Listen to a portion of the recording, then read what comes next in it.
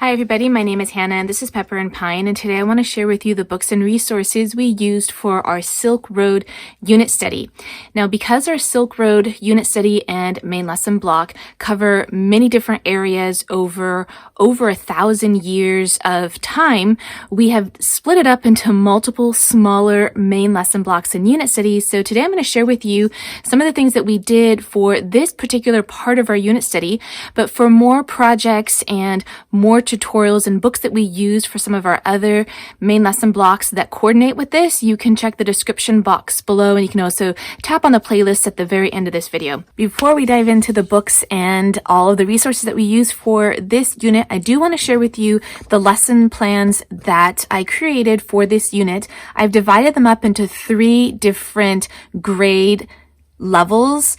And the first one is for elementary for grades 1 through 5. So I don't have kindergarten and preschool, but I think for some of these picture books, kindergartners would probably enjoy it, but it's not really designed. My lesson plans aren't really designed for really young children. And even for grade 1, when we are doing our Waldorf-inspired approach, we are starting at around age 7, and even sometimes I've started formal education at age 8 or 9. And so a lot of the resources that I use are intended for educational purposes for older elementary. Even though it says grade 1, I'm expecting that the students are going to be a little bit older is probably what I'm trying to say a little bit better. But I do believe that when you're doing read alouds, they will work for multiple ages, multiple grades, multiple abilities, because you are the one who is reading it, and they don't have to have that same ability to read if they're reading it on their own, but they can definitely understand it. Okay, so I will have more explanation on the lesson plan and how to use them on the blog post that accompanies this video, so you can check that out too. Okay, so I have some overlap between the different grade levels. However, for the most part, there is original material for each of these grade levels. So elementary, which is grades 1, 2, 3, and 4. So you can imagine that approximately 7, 8, 9, 10, 11, maybe even 12 years old has all of this, these books and these lessons. However, you as the teacher, the parent, will know best what kind of work you expect from your students. So while you may read all of these books to your, say, 2nd grader and 5th grader, they're each going to produce different work for their lesson work, even though they're reading the same content. And that's where it's really easy to homeschool multiple grades, because you might be doing the same lesson or reading the same book, but your 2nd grader may just write a sentence or 2, or maybe even do copywork, whereas your 5th grader will probably write a paragraph, maybe even more, and do a more elaborate illustration. So same content, different work. Okay, so I have it set it up. I have this set up so that it's weekly, so that each page that you're seeing is a weekly look at all of the work that you're going to be doing that week. Now, these are super packed, because when we're doing our main lesson blocks and our unit studies, what we are doing, that is the main content for the entire day. We will include some mental math and some daily grammar and some daily math. But for the most part, this is what we're focused on. So while this may take us 4 weeks, if we're really dedicated, I've put here that it should take 4 to 8 weeks. And honestly, it can take much longer if these lessons are going to be part of your full day's worth of lessons, because this is going to take you quite a while to get through. There are opening activities, there are picture books, which picture books take a while to read. Then there are the lessons, then there are the lesson activities. And I've included some handwork that can coordinate with these unit studies. So bearing all of that in mind, when I say 4 weeks, and even when I've lesson planned like this for myself, it tends to take about 50% longer than what I planned for. So just bear that in mind. And the other thing is that if you're doing this with your current lessons, then definitely double or triple the amount of time. And when you're looking at one day, you can actually spread that out over 1 week and have this span, an entire semester if you wish. All right, so for the younger grades, I've included picture books for every day. I've included the main lesson book as the Silk Road by Kathy Cesare, and then the lesson activities coordinate with that book. And then I've included some folk tales and the Arabian tales, which are the 1001 Arabian Nights. For the entire week, I have a cooking tutorial or recipe that you might want to dive into. It does not include the book, but you can find the book all the way in the high school version of the lesson plan. So while you won't see all of the books in each of the different levels, because they all come together, you'll be able to see all of the books that we've used, even more books than what I'm sharing with you today during this review video, because I've pulled some additional resources from our other units that coordinate with our Silk Road unit study. So this is going to go through 4 weeks of lesson activities and work.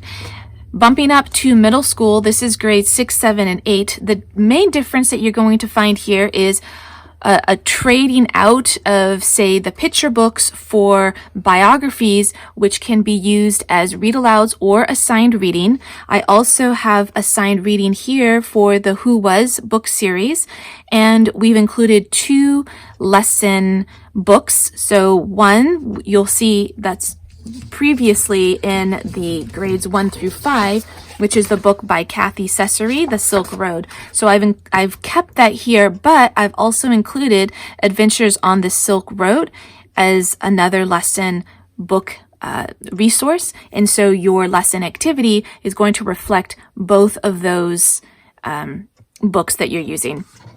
And then moving on to high school, here we've done away with a lot of like the games for the opening activities. However, when I'm looking at high school, I'm looking at, say, 9th and 10th grade. And so for that purpose, I would say, you know, your games that you're doing, even your chalk drawing, I would keep those in because I think that they're really enjoyable for 9th and 10th graders. What I've included here is more heavy content that is assigned reading. And so I've included the Silk Roads by Frankopan, and I will share that book with you in a little bit too. That one is a really, really dense book. Now, while I have it here as assigned reading, I actually read that book aloud to my student because it was so dense. So you can choose, time permitting, whether you want to read some of these books out loud with your high schooler or you want your high schooler to read them on their own. So I've also kept the book Adventures on the Silk Road, which you'll find here in the middle school lesson plans, because I found that to be a really engaging read. So I kept that. And then we've also changed it up and included more assigned reading. So there's a lot more assigned reading and a lot more written work required from the high school level. Now, one thing that I didn't do was add essay questions to the read alouds and to the assigned readings. That's something that you can choose to do if you wish to coordinate it with your language arts or your English curriculum so that you've got some essays that will work as an English assignment, but are using historical novels or nonfiction books as the resource or as the literature. So not so much as the literature, but as the book that you're reading. And I've done that a lot in the past with our homeschool, used, you know, just kind of melded the different subject areas together so that it was an English assignment using a history book. All right, so it's a total of 12 pages plus the cover page, so it's quite thick. There are a lot of lesson plans, but it's going to cover all of the books that we use, which I have a 10-year-old and a 14-year-old, and all of the books that I'm sharing with you, which will span from young elementary through high school. We've read them all. We've done these activities. We've done the projects and the written narrations and the illustrations. We've done it all, but I have divided this up into different age groups so it's a little bit easier for you to get through, because we tend to do a ton of books and projects with our history. And I know that that's not really practical and feasible and even desirable for most families. And so I think this is a little bit more of a doable approach to our unit studies. But I didn't want to separate them out. When you buy them, they're a complete set so that you can mix and match different assignments or books to suit your needs. So let's dive in with the books that we used. And the first thing I want to say actually is that while I was putting this unit together, I bought this book called Stories from the Silk Road. And then I bought it again thinking it was another book, but it turned out that it was exactly the same. This one's called Stories from the Silk Road as well, but you can see, and it's retold by the same author, but you can see that the covers were different or are different. And so if you are also on the hunt for this book, do check the title and the author because it is the same book even though the covers are different. We actually really loved this book. This one has these intros before the story, and it tells a little bit about what's going on in that particular region and a little bit about the, not quite mythology, but maybe spiritualism or superstitions of the area. And then it goes into a story. So there are maybe about 10 or 12 stories in this book. But what I really liked about it is this intro to the story. And something else that I really liked about this book is that it takes you basically on a journey through the Silk Road. So it takes you from one part of the Silk Road and it journeys you through all of these different regions until you get to the end of the Silk Road. And really there isn't exactly a beginning or an end of the Silk Road. There are many roads that led to a main road that traversed across Asia. And so with this book, you're going to hear stories from lots of different regions. So modern day countries of, like, say, Uzbekistan and China and Turkmenistan and Kazakhstan, I think. So there are a lot of different modern day countries, but back then these regions were, I feel like they were a little bit more blended without the same kind of political borders that you have today. So overall, I really, really loved this book because it gave you a glimpse into the peoples of the area and what they believed, some of the superstitions. It kind of brings about some of their cultural beliefs. And then, of course, before each story, it comes with a little bit of context so that you really understand what the story is about and why those superstitions were relevant and where along the Silk Road you are. So overall, really, really loved this book. I also want to say that it's by Barefoot Books, and I recently discovered this publisher, and they have tons of really high quality books that I didn't even realize that within a lot of our units we actually have a lot of Barefoot books. So if you're looking for books that are diverse and just from different areas of the world, this publisher has a lot of really good titles. This one happens to be older, and so I did find this one secondhand. This one was from Thrift Books, and so it was a really good price, but it may be a little bit more difficult to find. So I just want to point out too that when I'm putting together our units, and especially as we're working through them, I like to use my full back stickies and a Sharpie or a pencil, and I will write down on the back of the book how we intend to use the book, like whether it's going to be a signed reading or a read aloud, or how many chapters we're going to do each day. So I will look up, if I am lesson planning this way for the unit, I will look up how many chapters are in the book. So here there's 1, 2, 3, 4, 5, 6, 7 chapters, and then a map of the Silk Road at the back. So I might say that we'll read one story a day, and that will take 7 days. So I will account for when we're going to start this and how this will work into our lessons and our opening activities. Then I'll use that same post-it and use it as a bookmark in our book. And then at the end, if there's room, or I'll get another one, I will write how we liked the book and whether the children enjoyed it or just my thoughts on it, because we go through so many books that by the end of it, it's sometimes hard to remember the things that we really loved and the things that we, could pass on the next time we do a unit.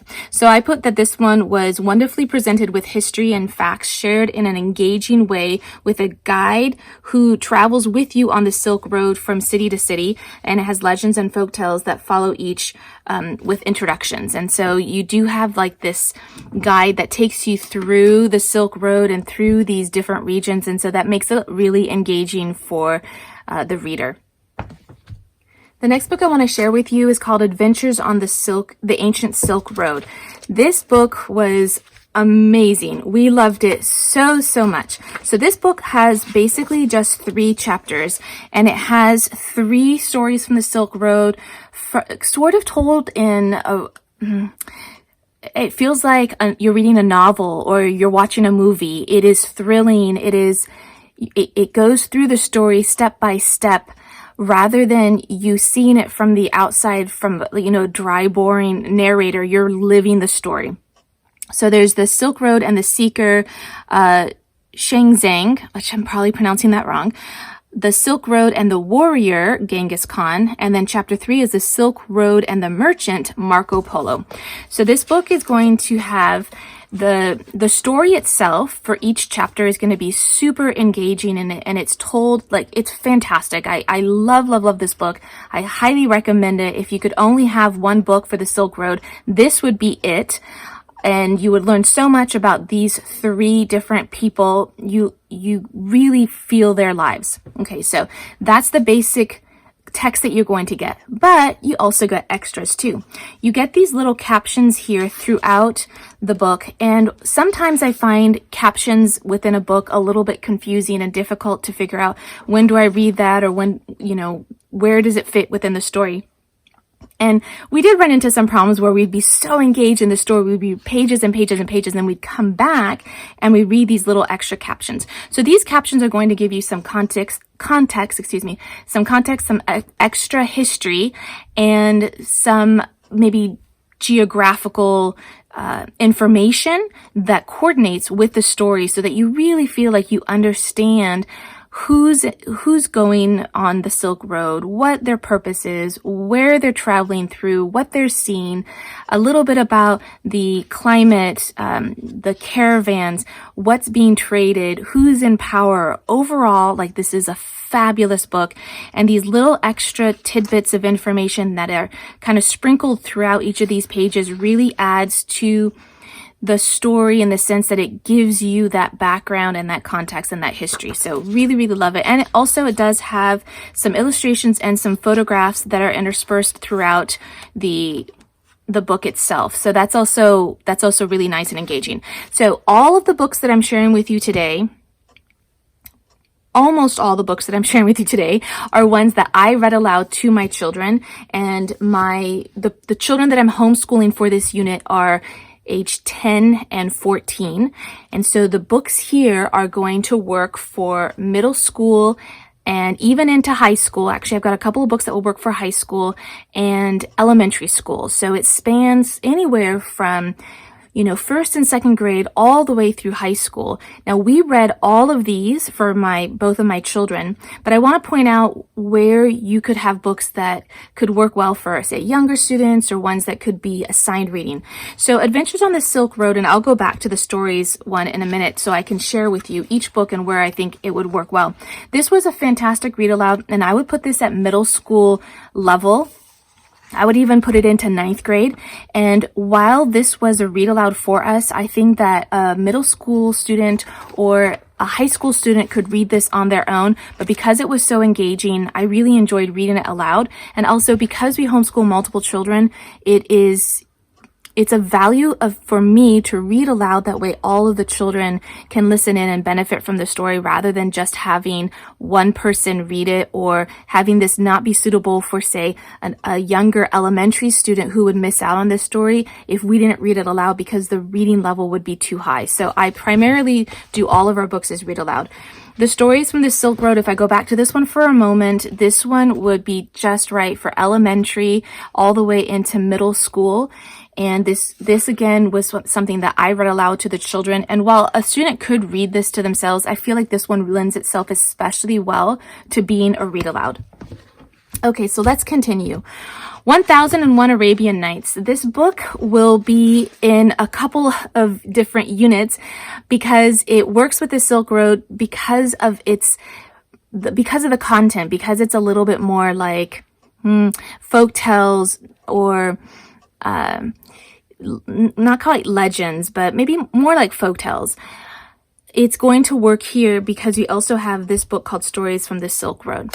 But it's also going to be part of our Islamic unit. However, these stories really, even though on occasion either Muslims or Islamic concepts are brought up, this whole story itself is totally not Islamic. And so I'm hesitant to put it into a unit that's almost entirely nonfiction, because this really doesn't quite match, but putting it here with the Silk Road, because along the Silk Road, you had the Muslim empire that spread very far and wide along the Silk Road. And in that time, you had a lot of mixing of ideas and culture and the people who changed religions. And so this one seems a little bit more appropriate here. So here's the thing. This story, the very beginning, could be a little bit, I'm going to say traumatic. It's heavy. I'll have to say it this way, because this king is basically killing each of his wives. And this is not very pleasant. However, when you're looking at fairy tales for grade 1, and we primarily do a Waldorf-inspired curriculum. When you're looking at fairy tales for grade 1, the stories sometimes seem extremely and are extremely horrific when adults are reading it, and children aren't really processing it the same way. What we find horrific or scary or just really gross, children just aren't seeing it the same way. So there are that's the beginning of the story, and so that could be a little bit of a challenge if you've got children who are not into that. And then throughout this book, you're going to find a lot of stories that are going to either include Muslims or Islamic concepts. And because I am a Muslim and because I am sensitive to things that stand out from the religion that aren't correct or that are disrespectful, while I still will read this book, I will use it on occasion to talk about things that I'm like, well, that's not exactly correct, or, this is more of a folktale. But in some cases, I will literally just cross out things that are just really not acceptable from a religious perspective. And so I'm not even going to repeat it. And if you can read through the pencil lines, you're welcome to read it. But when we went through this book, and this is our second time going through this book, and my children did enjoy most of the stories, I do take it as an opportunity to bring out points that are not correct about the book. Whenever I have that opportunity, that will be a point of discussion. Now, sometimes, however, I don't give my opinions and my biases and my judgments when we are reading a book about the things that people did in the past. I would like the children to develop that skill on their own, and we're welcome to discuss it, but I'm not going to do that for every book that I'm reading, is just to constantly impart like my opinions and biases and judgments on, situations. But when it comes to religious things that I find are disrespectful, I will point those out. So this is 1001 Arabian Nights, and it will go through not quite 1001 stories, but quite a few. So again, for a book like this, I will use my Post-it and, put a little Post-it on the back, and I will write how long we expect this book to take and what we want to cover in this book. And so for something like this, I would probably say that we would read, one story per day. And then I would count up how many stories there are. So there are 35 chapters. And so that would take 7 weeks if we're doing five stories a day, or I'm sorry, 5 stories a week. And so then something like this will allow me to budget how much time we're going to need, because a unit like this on the Silk Road may not take 7 weeks, but because we have other units that coordinate with it, this is something that could start in this unit and then spill over into one of our other units. So this again would be a read aloud that I do with my children, and I would do 1 story a day, and this would be part of our opening activities. Now, rarely do we use media in our homeschool. In fact, I have never, I can't say I've never used it, but let's just say I almost never use media as part of our education. We love media as part of our entertainment, but I don't mix it in with our education. In this case, I did pick up a video that we did not utilize it within like our main lesson, in the sense that my kids didn't write essays about it. We didn't do much diving into the content, except that we really did enjoy it, and we humorously talk about the narrator, in this DVD. So this one's called The Silk Road, The Journey from China to Turkey. And what I was really hoping for, which we got a little bit of, I was really hoping for a look at all of these locations throughout the Silk Road, potentially what they might have looked like or might have functioned like in the past, as well as what they look like today. Now, we did get that a little bit, but it was a little bit more of a travel log versus something that was educational. And I appreciate having this, but since I rarely use media in our homeschool, I can't really say, hey, this was really great. There are probably 50 or 100 other options out there that you could find to give you a visual of the Silk Road. We just enjoyed this because the narrator did grow on us, but as far as the educational value, it wasn't quite what we were expecting. But still really enjoyable to see those things. The next book I want to show you is called The Silk Road Gourmet, and whenever we're putting together our units, I try to incorporate a variety of lessons and books. And so especially with our history units, we do like to include a cookbook, and this time we got The Silk Road Gourmet. Now, this is a really simple book with a couple of black and white pictures kind of interspersed throughout. It's not a really glorious, beautiful color picture cookbook. Now, I love those a lot because it feels like you're going on a culinary journey throughout a land. But I did choose this one because I felt like it was super packed with lots of different recipes. And also, they are divided up into several different regions. And so I did appreciate the option of looking at some of these different countries. So these are the modern day countries. So there's the Republic of Georgia, there's Armenia, there's Azerbaijan, Iran, Afghanistan, Pakistan, Bangladesh, India, Sri Lanka. Yeah, so actually quite a few. I actually thought there were only 5, but there are quite a few different regions in this book. So I really, really appreciate that. So we have used this book, but we will continue to use this book. So you can find all of the projects that we did and all of the recipes that we did on the playlist that accompanies this video. You can also find all of them on the website, on the blog post that accompanies this video. So you can find the pictures and the recipes and the video itself. Now, because we have been cooking in our homeschool for years, a lot of these videos have already been posted outside of this particular lesson or this particular main lesson block. So if you are watching this for the first time while it's being released and you're looking back at the playlist or the last several videos that I've released, you're not going to see a lot of new content, like new recipes, but I have collected them from the recipes that we've already incorporated into our homeschool and into our menu, into this particular playlist and blog post. So the one that we did in here especially for this unit, and we are doing more, is the one that included the Afghan char masala. So we went ahead and we made this Afghan char masala, and then we added it to lamb chops, a rack of lamb rather, and it was so delicious. We paired it with this pomegranate rice that I've been making for about a year now, and it was super delicious and a really big hit. So I can't say that this is going to be the best option for a cookbook for Silk Road recipes. I did find it, however, really diverse, covering lots of different countries over a wide region or wide area. And I did like that it feels like something, it feels like your recipes that your grandmother might have and have jotted down on a piece of paper and passed down.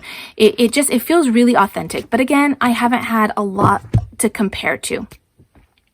The next book I want to show you is called The Silk Roads, and this is a massive book.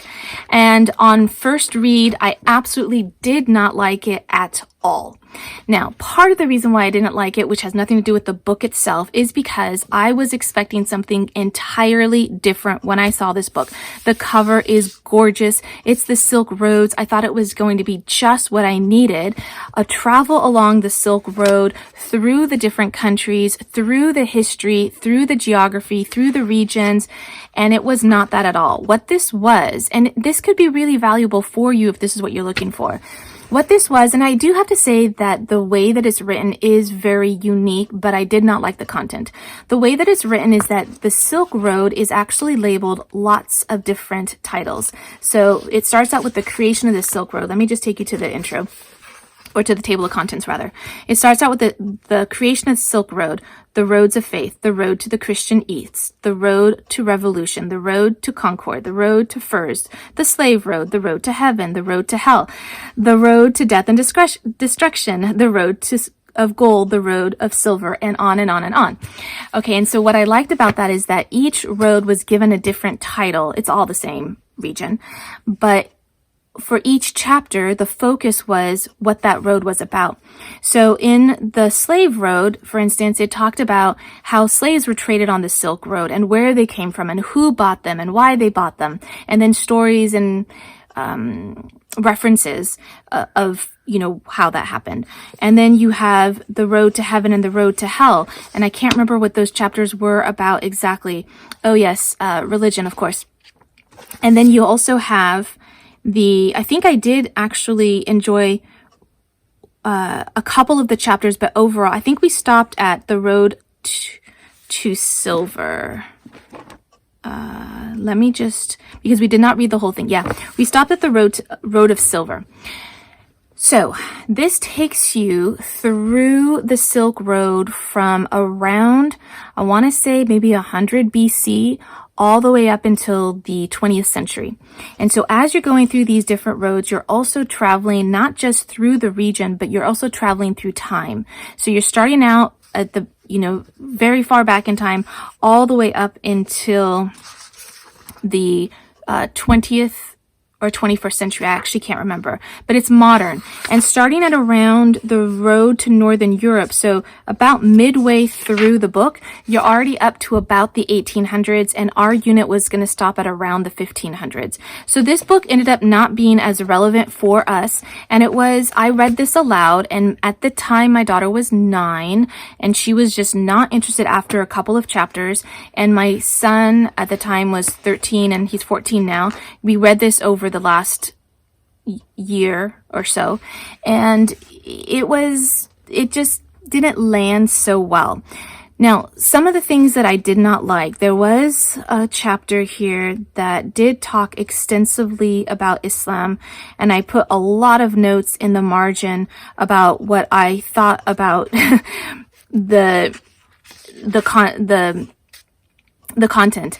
And part of the things that I did not appreciate were using fringe stories. It didn't seem like this was just the common history that everyone's going to talk about. Not that that makes it more valid, but to have such, in my opinion, and I am not a historian, these are my thoughts, but it felt like they were pulling really like these random fringe stories to populate the chapters that just seemed like why it's like going to not front page news, but all the way to the back, and there's this little article on this little thing that happened, and then you make a whole chapter out of it. That's how it felt like to me. And then the things that were talked about Islam that contradict Islam, I didn't appreciate, and I don't have a way to validate whether those things did happen or didn't happen. So of course, wrong things can happen that are against a particular religion.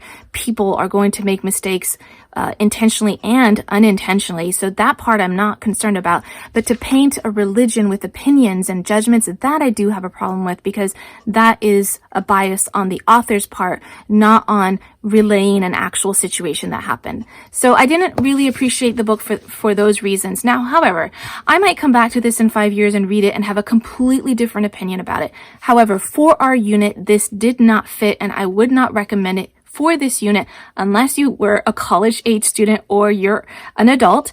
I think that this is definitely high school quality, so you could certainly use this as a world history book for a high school student. And this indeed is a world history told from the point of view or from the location point of view of Asia. So has some merits, but overall not what we were looking for.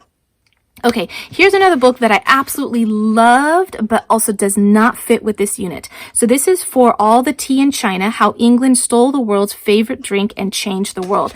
This was an amazing book. I absolutely loved it. The whole time I was reading it, I was thinking like, this should be a movie. This could be a mini series. This is just so well written and so intriguing and so thrilling. However, it's set in the 1800s, so that's again beyond what we needed for our unit. And also, it's kind of awful what this person did. It's basically like corporate espionage in a way, only from the huge global political stage. So from a political perspective, it's just a nasty situation.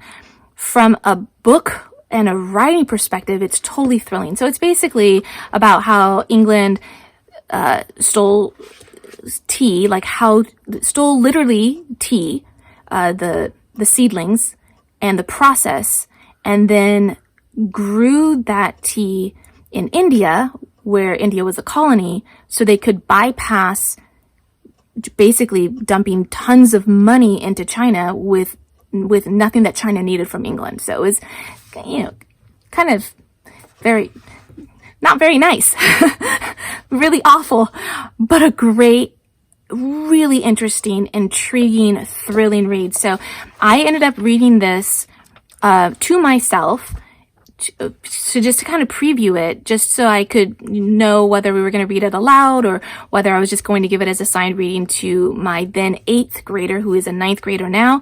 And then it was just a page turner, and I just finished the book in probably a couple of weeks or so, and then realized, oh, this is just completely not going to fit for our unit. Okay, so let's continue. The Silk Road, Explore the World's Most Famous Trade Routes. This was a really great book. This book, what I really appreciate about it is that it includes projects that you don't need kits for. Like, you can collect these materials and do these projects with really simple things. Now, I love our kits. I love our pre-assembled kits where you get everything together so that you can do a project.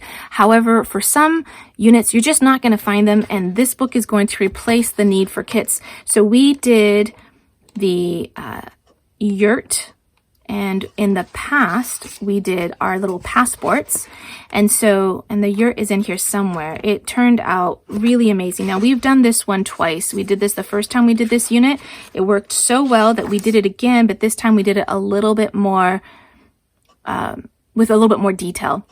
So I highly recommend this book. Oh, this book also comes with information, beautiful maps, and then little captions, and then projects. So overall, this is a really great resource because it has a little bit of everything in it. It has the information, it has the illustrations, but none of them are in color.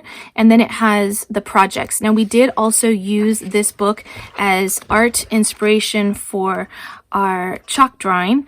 And so it did come in really valuable. So it's part of my top 3 choices to put together this unit. I would say definitely this book, definitely this book, definitely this book. And if you had a little bit room left over, then I'll share a couple more that I think would coordinate really well and really add to this unit. 2 books I want to share with you that you're going to see in other units are Who is Marco Polo and Who is Genghis Khan. These are both part of a series of Who Was books. They are really easily, they're written in a very easy way. They're very easy to read. The content is well done for young elementary, but we literally have read these books aloud to young elementary and then all the way up into 9th grade. I will have my older students read these books if I don't have enough time to read them aloud, but I prefer reading them aloud because I learned so much from them. They also have some really simple black and white illustrations, and they're very quick read. Even though they are a chapter book, you can read several chapters or half the book in one sitting. And I know that my son, who is now 14, will read this in like half an hour or so, maybe less than an hour for sure. So we have included these books in our Silk Road unit. We've included other titles in other units, and you're going to see these again in our unit on Marco Polo and Genghis Khan. We're Riding on a Caravan. This is another book that's by Barefoot Books, and this one has this really nice kind of rhyming sentences. This is a very simple picture book, so I would put this at kindergarten, first grade, second grade. When we purchased this book, we did not see the insides. However, I still would have purchased it even though my daughter at the time was 9. I would still purchase this and include this into our lessons, only because there are not that many books available for the Silk Road, in my opinion, as far as what I found. And so I would definitely just kind of gather whatever I could find. And this was beautiful. This was part of our opening activities. This is a book that I read aloud. Now, it does include more information at the back of the book, which I really appreciate for a book like this. So you get the really nice, sweet little story that's in a rhyming way, and it takes you along the Silk Road. And then you get a map, which is so important because it's sometimes hard to visualize where all these places are. But then what I really appreciate is that it gives you tons of extra content at the back of the book, which I think is really valuable. And I love books that are done this way because this will appeal to multiple grades and multiple ages, because you have the nice storybook for the really young children, and then you have more content for the older children. The next book I want to share with you is called The Silk Route, and this one again has minimal, well, actually probably medium amount of information, really beautifully illustrated, takes you through all these different regions and countries along the Silk Road. And then at the very back of the book, similar to the other one, you're going to get more information, quite a bit more information about either the materials that were traded or the religions or the people. And so again, I really appreciate a book like this that offers information that's simple and digestible for younger students, and then more intense and maybe deeper for older students. And it's also very beautifully illustrated. And this is another book that we read aloud. Another storybook, picture book that we have is called Father's Road, and this is a really charming story that is really a story. It takes you on the journey of the Silk Road, and it talks about a little boy from his point of view on the Silk Road and something that happens and how he kind of saves the day in the end. But also you learn a lot about the Silk Road in the process. And I actually really love the illustrations. I was kind of surprised. They're really different from the ones that I typically like, but they fit the book really well. And we really enjoyed reading this book. And again, this was something that ended up being part of our opening activities. And there was a little bit of additional information at the back of the book, which I really appreciate, as well as a map, which has always come in handy because all of these places were really new to us, so looking at a map really helped us. Cities of Gold and Isles of Spice. This is an older book and may be difficult to find, but what I really loved about it was that it took you through these travelers or merchants or friars or pilgrims who were coming from other areas of the world, traveling into Asia on the Silk Road. What I liked about it was that it exposed me to people who I didn't know were traveling along the Silk Road, so that we could dive into their lives a little bit deeper and just know more travelers and explorers, because we're kind of, in my mind, I'm just thinking Marco Polo and that's it. But this book does talk about Marco Polo, but it also talks about other people who have come through the Silk Road and traveled through it and their experiences. And so I really appreciate that aspect of the book. But it was such a treasure to find because I hadn't really found books like this for this grade level, talking about these explorers based on, and not just explorers, I apologize, other travelers, based on original letters or reports that they gave either personally on their own or to kings or the Pope. And I appreciate having other people that we could explore and learn about. Oh, one other thing about this book is that this was another one that we did as a read aloud. All of these pretty much ended up being read alouds, but this would also be suitable as assigned reading for junior high or a high school student. But again, reading aloud some of the more complex books allows me to have them for my younger students as well. Okay, we did do a couple of projects. And we did have a couple of kits, so I want to share those with you at this time. Now, this one's called Famous Buildings, and this is for the Great Wall, and it has like the foam pieces. So not the best Great Wall kit. We do have other Great Wall kits that we prefer better. But I did want to share with you this one because it is really affordable. However, if you've got young children, the pieces are really easy to bend and distort and kind of break. And so I wouldn't recommend it with really young students. And also, it doesn't end up being one of those projects that you want to keep long term, in my opinion. The ones that are made with the bricks seem to be a little bit more durable and a little bit more long lasting, and you've put a lot more effort into them, and I really like the look of them in the end. However, this one would be nice for the experience. It's also a lot more affordable, and you can easily take the pieces apart and store it again so that you can use it again in the future if you did not want to keep it out and displayed. The next thing I want to share with you is the game 10 Days in Asia. We really like this game. Actually, there are many games in this series, and we like them all. There's 10 days across Europe and 10 days across, or rather 10 days in Europe and 10 days in Africa, and then 10 days in the USA. And I believe there are more, but those are the ones that we have. And so this game was really, really, really helpful in being able to understand the geography of the area, because it is not familiar for us and for the kids. And so having something like this really helped us understand where these different areas are that we are studying. Now, this is a modern day political map, but a lot of times when we're reading the stories or reading the books, it might either mention the modern day area, the modern day country, or because some borders really shifted throughout history, some names are still the same, even though their borders may have shifted. So this came in really, really handy. I do believe that this game is now out of print. So if you can find it secondhand, I highly recommend it. But I do know sometimes that the price ends up being really high. So if this is not available, then I would just highly recommend getting another game that's geography based, so that you can add that in, because we like to do a variety of things in our history units. We like to do our cooking, we like to do our historical fiction, we like to do our biographies, and we definitely like to do our games, and this one is such a winner for our family. I'm going to share with you two kits that we haven't yet done, but they would work with this unit, and we are going to be doing them within our other units that coordinate with the silk unit. This one is the Botanical Die Kit. These are both from A Child's Dream, and this one comes with natural dyes that you can use in order to dye fabric.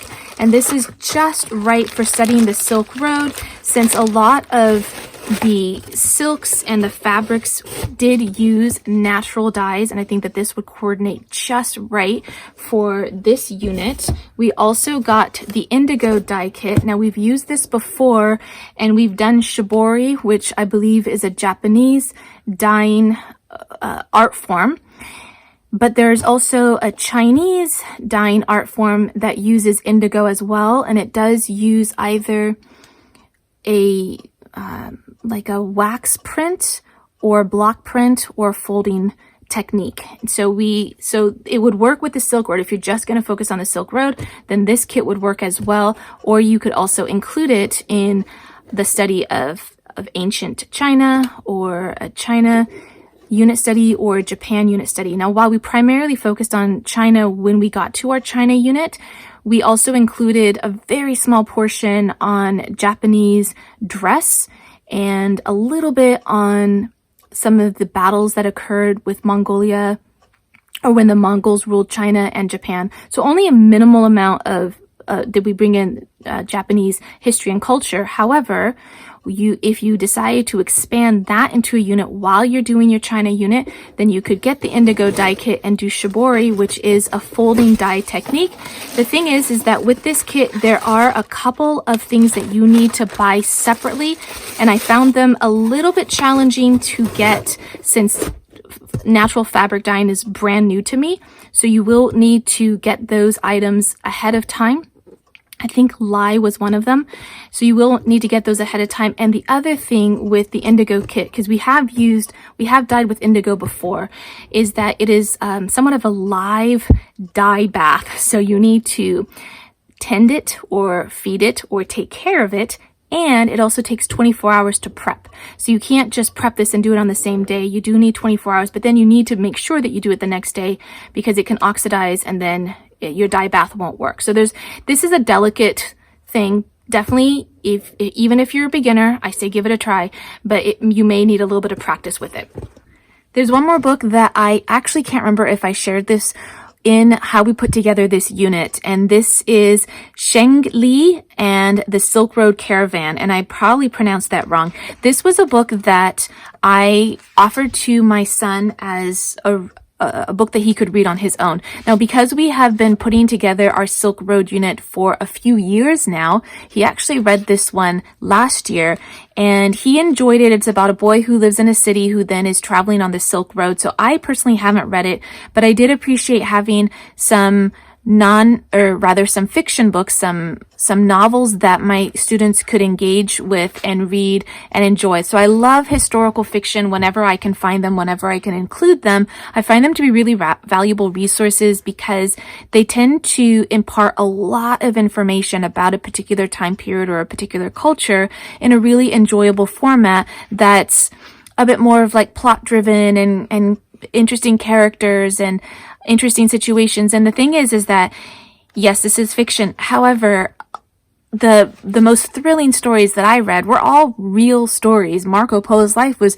really thrilling and he had some near-death experiences, and same with Ibn Battuta's journeys. There were several times where he had near-death experiences. Not that that's going to make a good story, but the fact that these real-life explorers and merchants and travelers had these difficult situations and plot-worthy lives means that even though this is fiction, I imagine that it can be based on a lot of different real-life stories. And same with these real-life biographies, these biographies of people who lived extraordinary lives. Their stories feel like you're watching a movie. So I'm happy to have this book to go along with this unit because I was a little bit short on the historical fiction, and my son actually wants to read it again, so that's always a good sign. Okay, so I think that covers the books and the projects that we did for this unit. Don't forget to check out the other units that coordinate with this main lesson block. You can tap on the screen and check out those playlists now. You can also find the links to those playlists down in the description box below, as well as all of the blog posts that accompany this unit. And if you'd like to see how we're homeschooling on a daily basis, you can find me on Instagram at Pepper and Pine.